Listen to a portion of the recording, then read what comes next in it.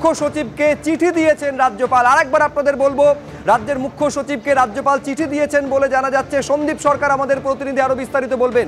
সন্দীপ, কি নিয়ে চিঠি, কি রয়েছে সেখানে? দেখো, রাজভবনের সচিবালয়ের তরফে রাজ্যের মুখ্য সচিবকে একটি চিঠি পাঠানো হয়েছে, যে চিঠিতে বলা হয়েছে যে উত্তরবঙ্গ মেডিকেল কলেজ হাসপাতালে যে পরীক্ষা স্ক্যাম হয়েছে এবং যে মাফিয়া চক্র কাজ করেছে এই পরীক্ষা দুর্নীতির পিছনে, সেই পরীক্ষা দুর্নীতির তদন্ত সিবিআই এর হাতে দেওয়া হোক।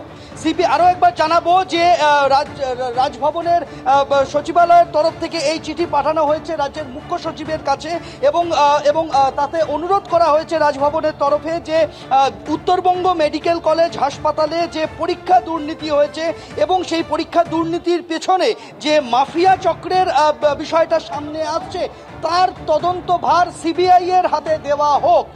এই গত 13 তারিখ এই চিঠি পাঠানো হয়েছে, তারিখ সেটাই আমরা দেখতে পাচ্ছি, মেমো নাম্বার উল্লেখ করা হয়েছে তাতে, এবং চিঠির বয়ানে যেটা বলা হয়েছে যে এই চিঠির সঙ্গে বেশ কিছু নথি রাজভবনের তরফ থেকে পাঠানো হচ্ছে রাজ্যের কাছে, এবং তাতে বলা হয়েছে যে রাজ্যপাল নির্দেশ দিচ্ছেন যে এই বিষয়টা রাজ্য দেখুক এবং প্রয়োজনীয় পদক্ষেপ নিক, এবং এই চিঠির কপি ফরওয়ার্ড করা হয়েছে রাজু বিস্তাকে। আমরা দেখতে পাচ্ছি, আমরা জানি যে দার্জিলিংয়ের যিনি বিজেপি সাংসদ, তাকে রাজু বিস্তাকে এই চিঠি ফরওয়ার্ড করা হয়েছে, চিঠির একটি কপি, এবং তাতে সিবিআই তদন্ত চাইছে রাজভবন।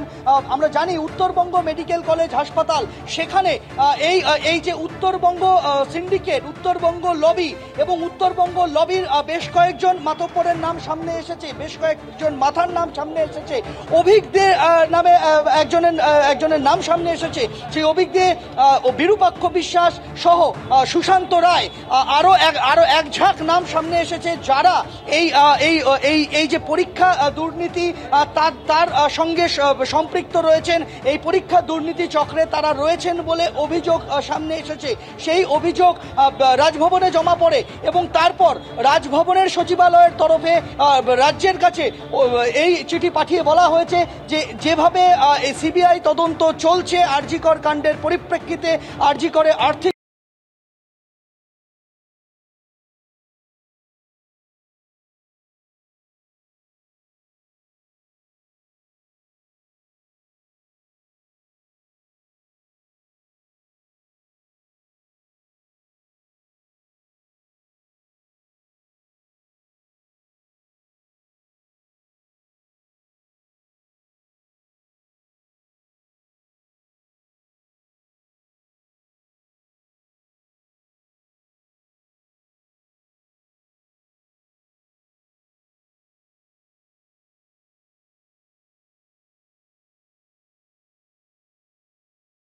সরাসরি আমাদের অপর প্রতিনিধি অর্ণব মুখোপাধ্যায় রয়েছেন আমাদের সঙ্গে। অর্ণব,